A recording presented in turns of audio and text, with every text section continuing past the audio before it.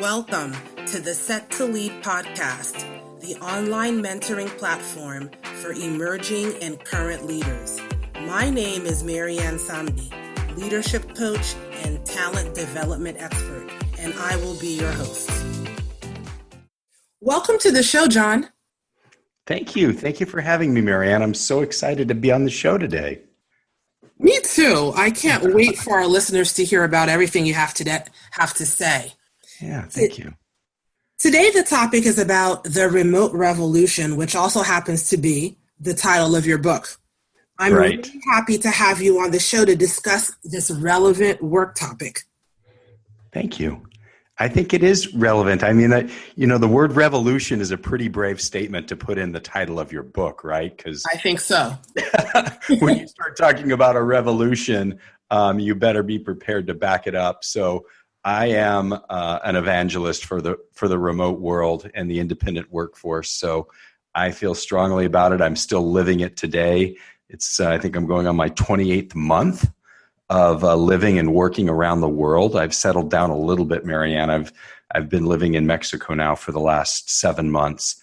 But I was moving and grooving through a country every 45 days and meeting incredible talent and working all over the world for almost 2 years. Wow. I think it is a revolution because there is a lot of resistance to this cause or to this movement.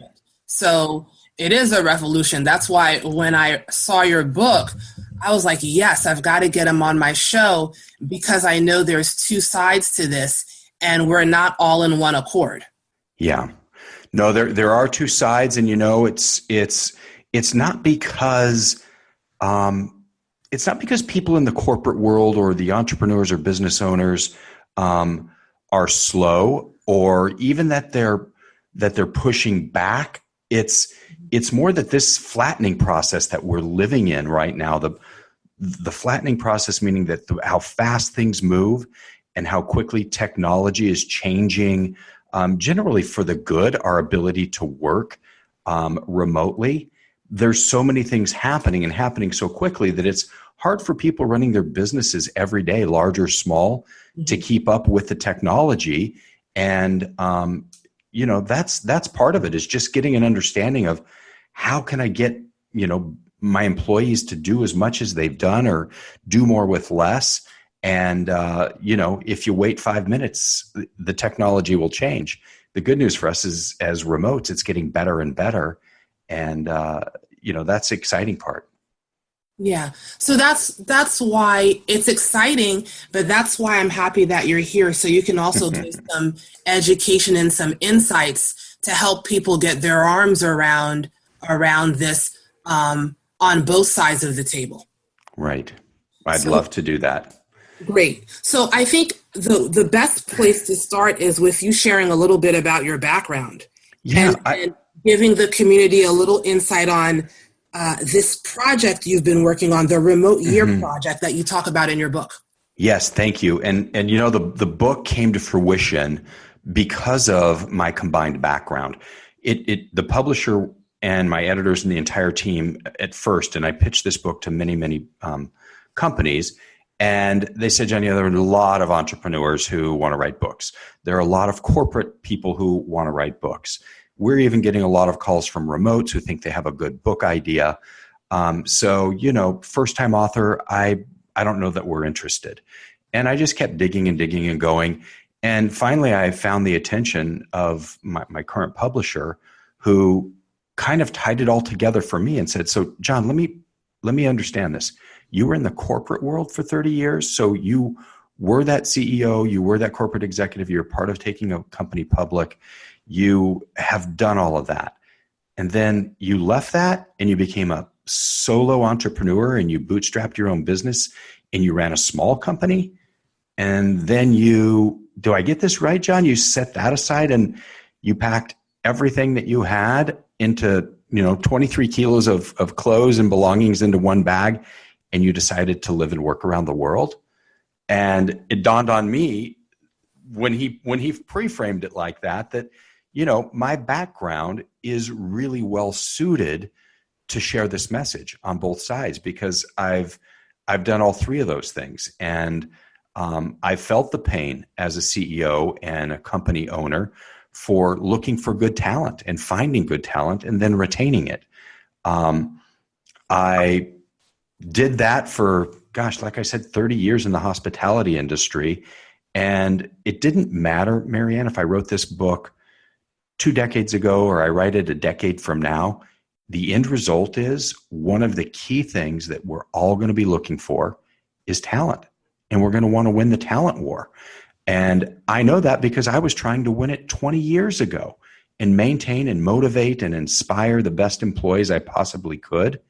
And I'm doing the exact same thing today. I just have to do it differently. I have to look in different places because the talent's in different places. So this is more than just telecommuting, right? So from a perspective, we use that term a lot, telecommuting.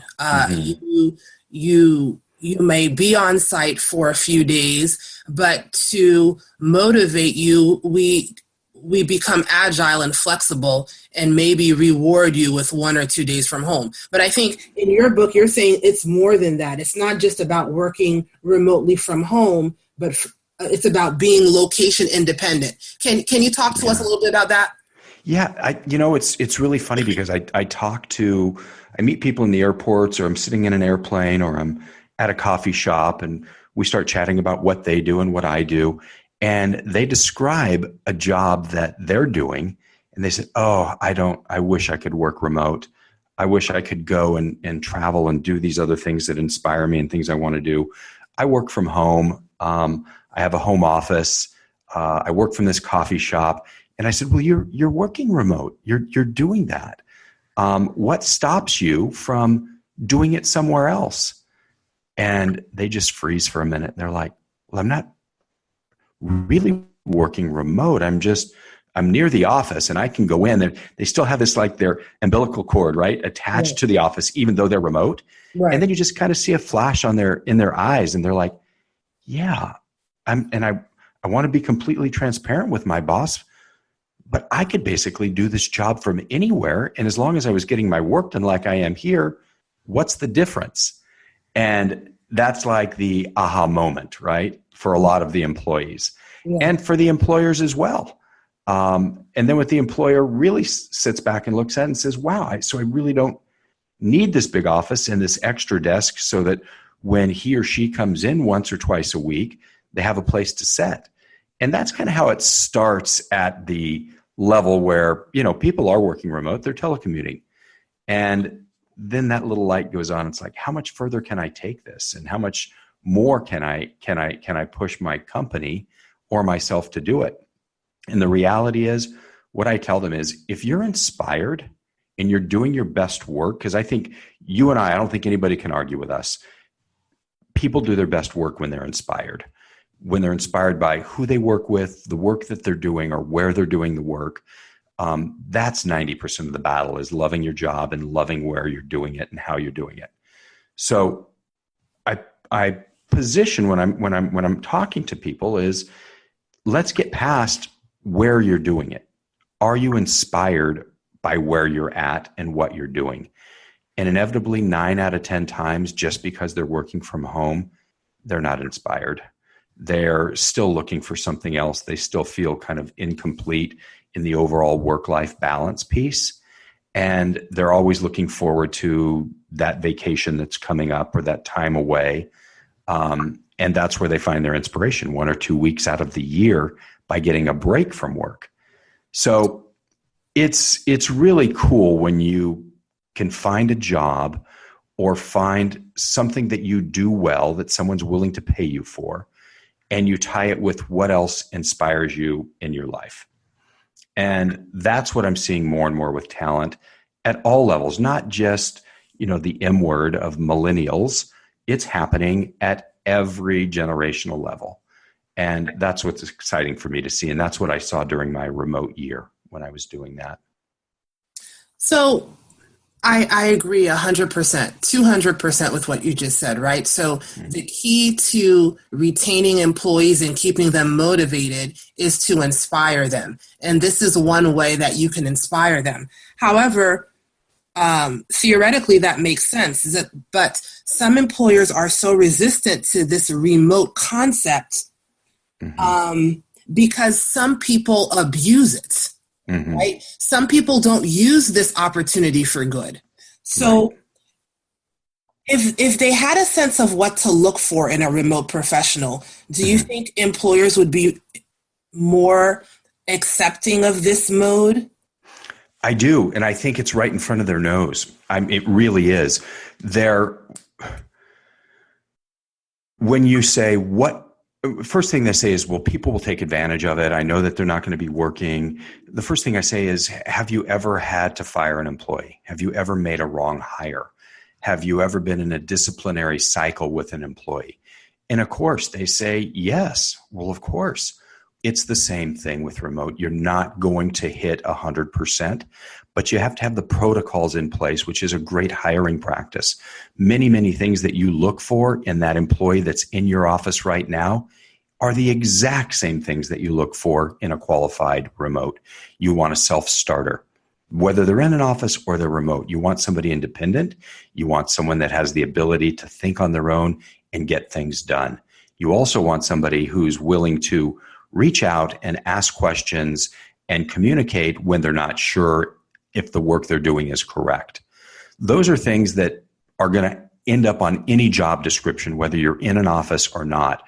And I think employers right off the bat say, well, I have to have extra protocols in place to make sure that work's getting done. I'm going to have to set up extra meetings. And that's really not the case. You manage the people very similarly and you hire them very similarly to what you do when you're hiring people for the office.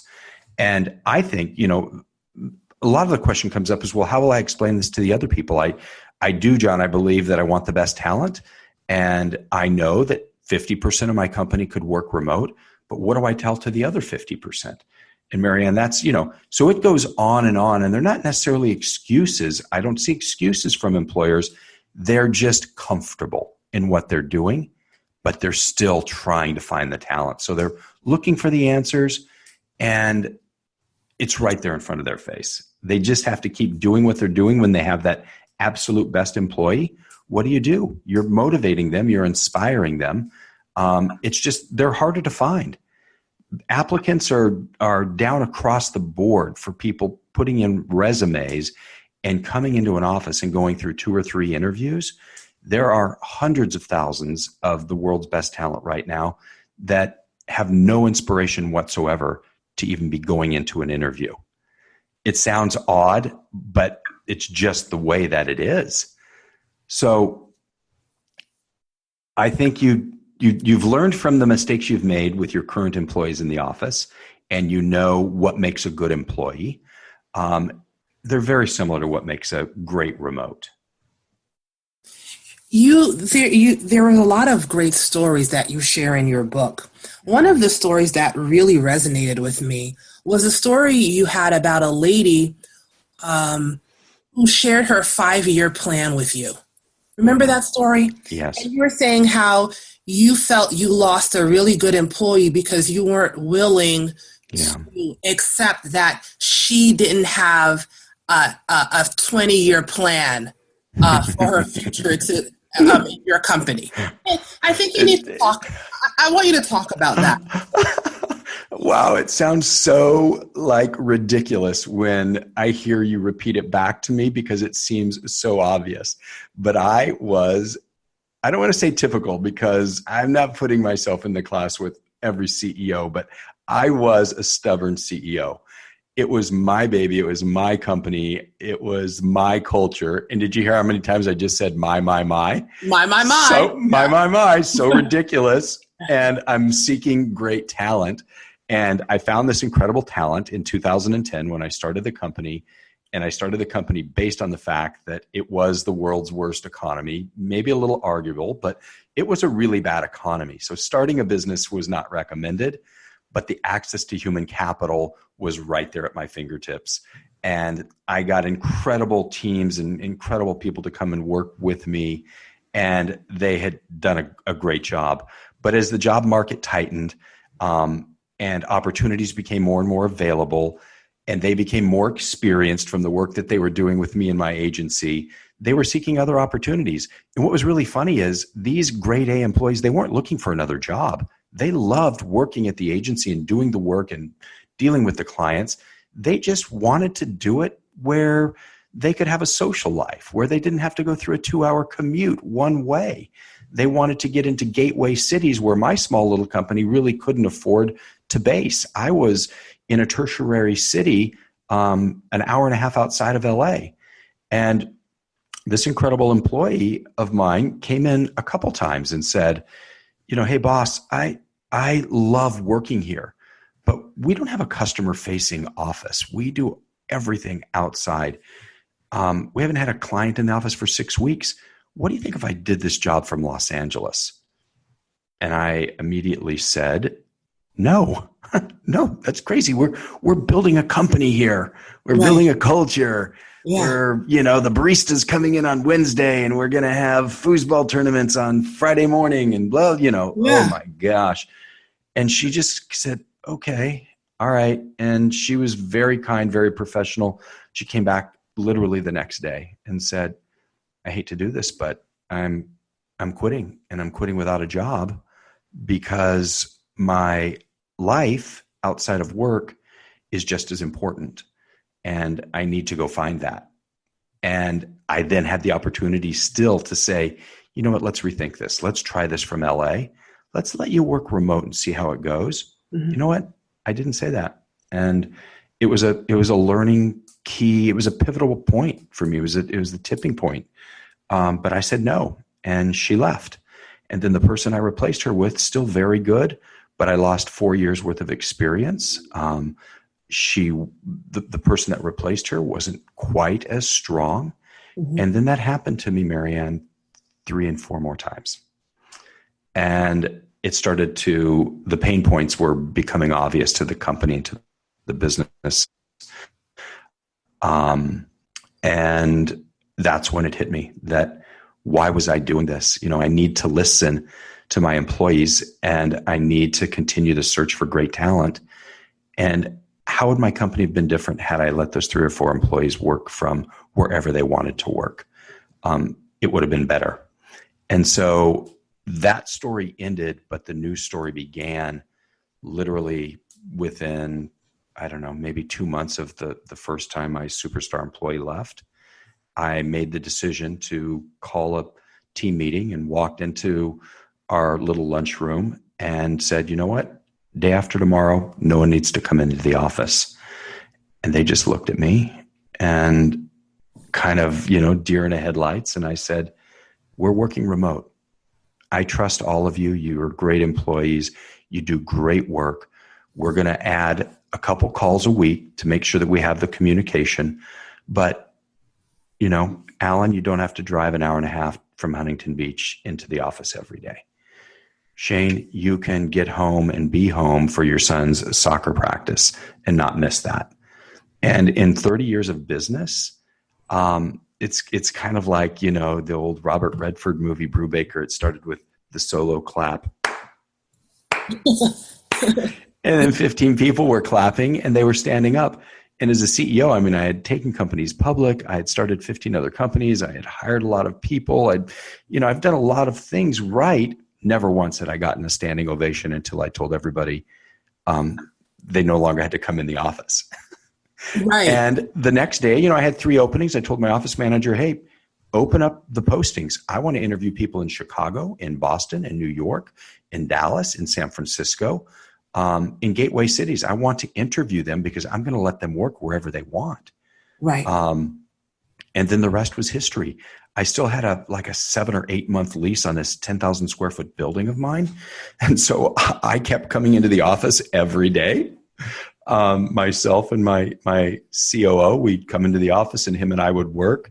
And finally, after about 3 months of that, I said, Chris, we aren't going to do this anymore. We're gonna find inspiration, and I don't care where you work or what you do, but go find inspiration and let's keep this company running. And I applied for a startup program called Remote Year the next week. And after crazy. The opportunity was something that I really didn't think I was going to get. I was really vetting it out, to be honest, Marianne. Yeah. I was vetting out this company because, one, I thought the company had real opportunity. And I also thought, again, 30-year business guy, that, hey, I think I could probably do a company like this. The best way to do is I'm going to apply and I'm going to see what's going on. Well, I just kept making it to the next level and the next level.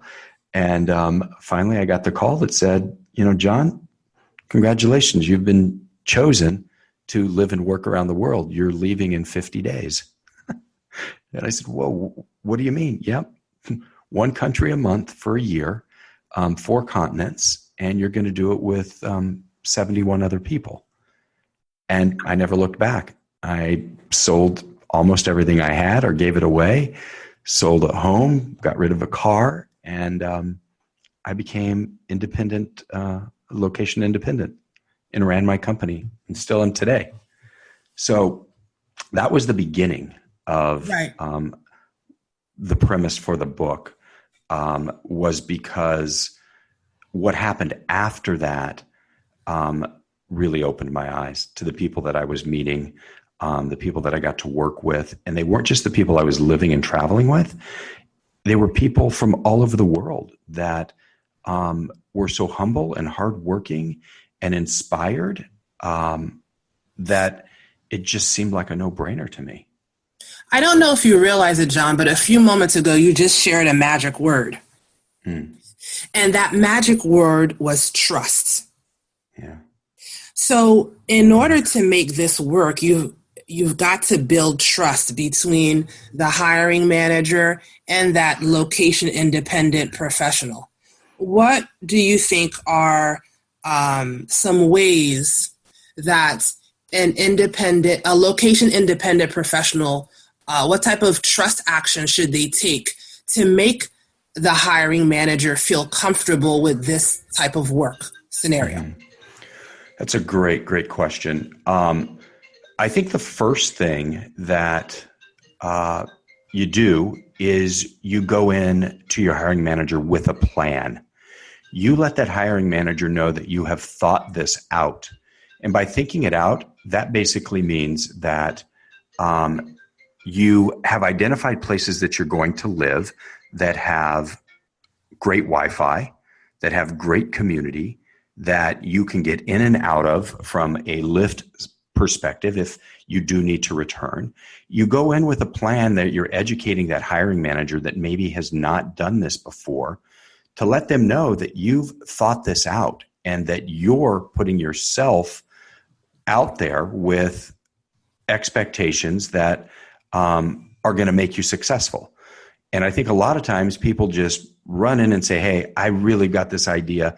I know I'm a pretty good employee and I want to go work from anywhere. But what I recommend in order to build that trust, first off, is coming in with a plan, coming in with examples, and then asking for a trial period. It should never be a threat, right? Like, hey, you got to do this for me or I'm leaving. It should be, I think that this is a good thing for both of us. It's good for the company because of A, B, and C, and it's good for me because of D, F, and G. And I think once you do that, you start to get support from that person in the organization who can then be the mouthpiece, because that person then has to go talk to somebody else. And inevitably, depending on the size of the company, it works its way up the ladder in the chain. And it's just a lot better to have that person be able to take a small plan of action in and say, Sarah or Michael has really thought this through. They're not running off to, the jungle in, Colombia. Although Colombia, I lived in for 4 months. It was amazing. But they've thought through this, and here's the system. Here's what they're going to do, and here's what we're going to try. I think it really, really helps, Marianne, if you are a star, right? And I ask people and people's parents, Remote's parents call me and say, hey, what advice can you give me? My daughter wants to go do this. What could you tell me? I get calls from Remotes, like, what do I need to do? And becoming a remote doesn't make you a great employee. No. If you're a great employee, you have a chance to be a great remote. So the first thing I say to people is, what were you told on your last annual review? Excellent. Yeah, what do you need to improve? And if they say, well, and I say, you got to be completely honest with yourself. And if they say, well, I didn't get all my projects done on time. I missed a few deadlines. I called in sick occasionally. I said, those are what you have to work on first. You have got to be a star, because you're going to be in a place where no one is going to be able to help you at times. And you need to be a self-starter. You can't miss deadlines. Okay. When you're sick, you're still expected to get things done. You've got to go over and beyond being that employee in the office when you're out there as a remote. So I absolutely love to talk to people who say, I was employee of the month and then I was employee of the quarter. I've been promoted 3 times. And oh, by the way, I love travel. I can't wait. I would really like to work from, somewhere in Europe. Then you can start having the conversations with how will you deal with the time zone? How will you deal with the connectivity and things like that? So I start, depending on who I'm talking to, I start with that foundation and basis, because selfishly, if I'm going to write a book called The Remote Revolution and stand behind it, I want it to work and I want it to be successful. And just throwing people at the idea is really risky, because I think once a company has it not go well and it doesn't, work, then it's like the remote thing didn't work. The remote thing is a bad thing, when really it always comes down to what it always comes down to. It's the individual. The individual didn't make it work. You guys didn't think through this, or you chose the wrong person. So it always starts with the foundation of you being right for the opportunity, and that opportunity being right for the company. I think that's an excellent end note. You wrapped it up right there. Thank you so much for sharing that, because there is a price to pay when you bring this idea to the table. And I think you brought the best insights around that. Great. It's been a pleasure chatting with you today, John. Before we go, can you please tell our listeners how to get your book and keep up with your work? Oh, you're so nice. Yes, thank you. My book is really easy to get because we made it in an ebook and made it available on Amazon.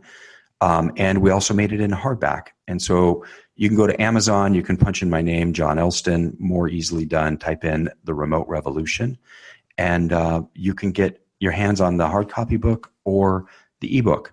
And if you want to buy some for your team or you want them personalized, Marianne, they can go straight to my website, which is super easy. It's johnelston.com.